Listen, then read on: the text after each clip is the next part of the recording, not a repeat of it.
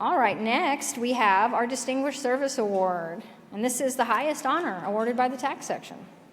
And this award is reserved for individuals who have had a distinguished career in taxation and who have provided an aspirational standard for all tax lawyers to emulate.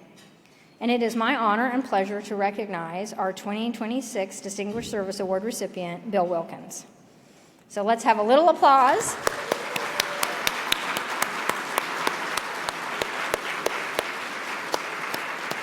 We'll let Bill get warmed up. I am not going to give the presentation. I'm going to step off the dais for a minute and introduce the Principal Deputy Chief Counsel of IRS, a former chair of this section, a former partner at Covington and Burling, a man who is no stranger to anyone in this room, William Paul, to give the award. So come on up, Bill. Thank you.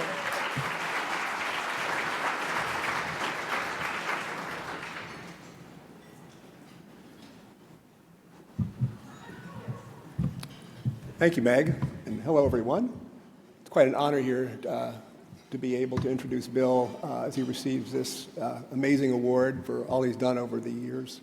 You all have the write-up at your chairs about his career, so I'm not going to talk about any of that. I want to just briefly tell you about three other things about Bill that aren't in the write-up. The first one, as many of you know, Bill is a musician. When he was chief counsel at IRS, he formed a band called the Traveling Helverings, which covered old rock songs, but with lyrics written by Bill that were quite clever and quite humorous. They were pretty good. I mean, the band was, I thought, actually surprisingly good. And Bill played guitar and sang the lead singer, and he also cast himself as in charge of attitude. And if you ever saw them perform, he usually wore dark glasses, shades, and affected a certain attitude, as one might say. And I was looking over this over the weekend, looking at things, and the CD, Rock the Tax Court, is available on Amazon or Apple Music. So if you'd like to give it a listen, it's available.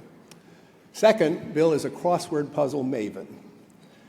Every year there's a national competition in Connecticut of crossword puzzle addicts, I guess you could call them, or mavens. It's hosted by Will Shortz, who's the longtime puzzle editor of the New York Times, and Bill's been going for years and always does very well. He's just back this year from this year's competition, and he was one of 100 contestants out of 1,000 who finished all the puzzles with time remaining and had 0 errors, which is pretty impressive.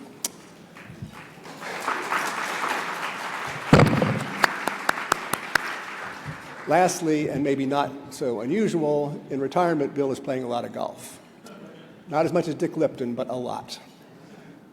He has used that to improve his game, and I've watched, Bill and I have played golf together a fair amount over the years, and I've watched as he's gotten better as he plays golf in retirement, while my game is going in a different direction.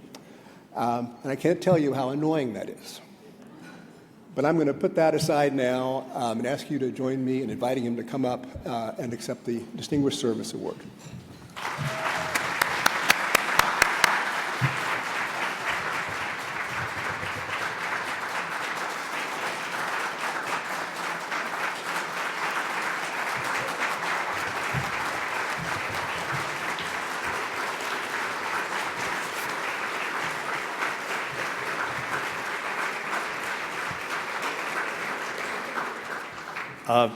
Thanks. This is great. And thank you, Bill, and everybody that was involved.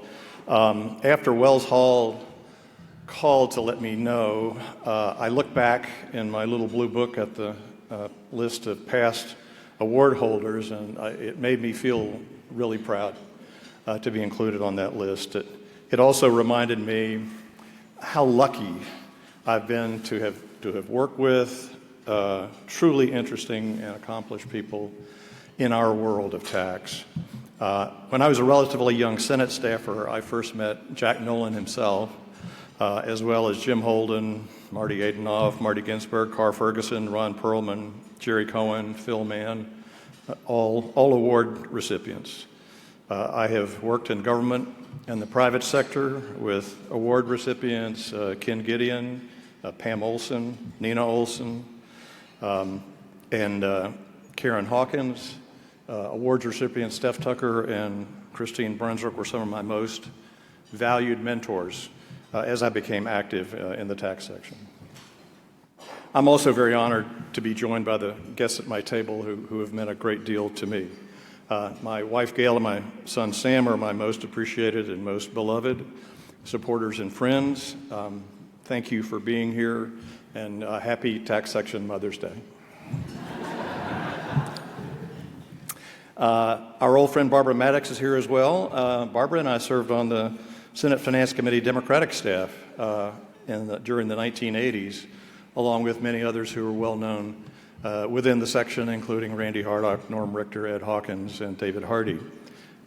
We have many fond memories of working with our Republican staff counterparts, our friends on the Joint Tax staff, the Ways and Means Committee staff, Senate and House Legislative Counsel, and Treasury Tax Policy staff, not to mention the members themselves.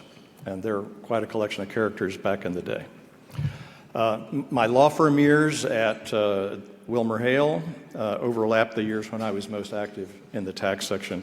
My former Wilmer Tax Group colleagues, Bob Stack and Eric Corwin, have joined me today, and their presence reminds me of David Lake, Terry Hyde, and Ken Gideon, as well as many others we remember as very young associates who have gone on to be leaders in some of the best tax practices in the country, as well as in government and academia.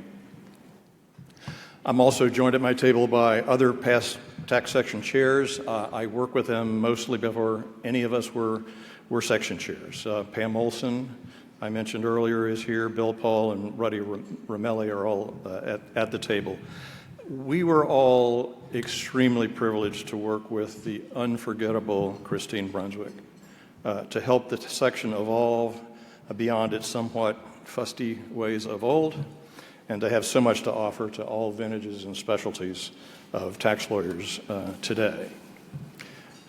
I was also very lucky to be able to have a nearly 8-year tenure as IRS Chief Counsel, and for my money, that's the best job in U.S. tax law. I'm glad Eric and Bill were able to join the leadership team there as Deputy Chief Counsels.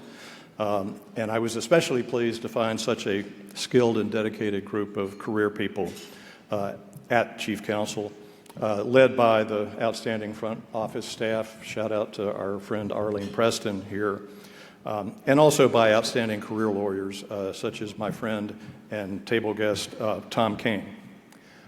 For Chief Counsel, Tom was the most interesting man in the world. He got tapped for all the most challenging leadership roles, and he aced them all. I will always remember our time together in the foxhole as his litigation team managed the 501c4 drama with unbelievably stressful demands for documents, witnesses, and case management as litigation and congressional investigations swirled, and as the internet discovered it could monetize rage bait. I will also always remember my friend Rich Goldman, who's here. He led the group of talented musicians from P&A who made the Traveling Hellrings a reality. And I'll make a repeat mention here of Pam Olson, because she was largely responsible for me being able to join PwC's outstanding National Tax Office at the end of my career. It was a great experience for me. I was able to see tax law through the lens of audited financial statements and also see many, many difficult client problems get resolved through the remarkable creativity and deep talent in that office. So now I'm retired, but I continue to watch with interest the evolution of tax law issues that seem to always be with us. To me, the hardy perennials are: 1, tax shelters and the related use of penalties; 2, the way the tax law is an incredibly efficient and almost self-governing mechanism to deliver social welfare benefits and industrial policy; 3, the importance of valuation in tax law, and particularly techniques for creating special tax law asset values that we all know and love; And finally, the law of tax law. Who can get into court? When and how can laws and regulations be challenged? How do courts deal with various forms of IRS guidance when they are deciding particular cases and controversies before them?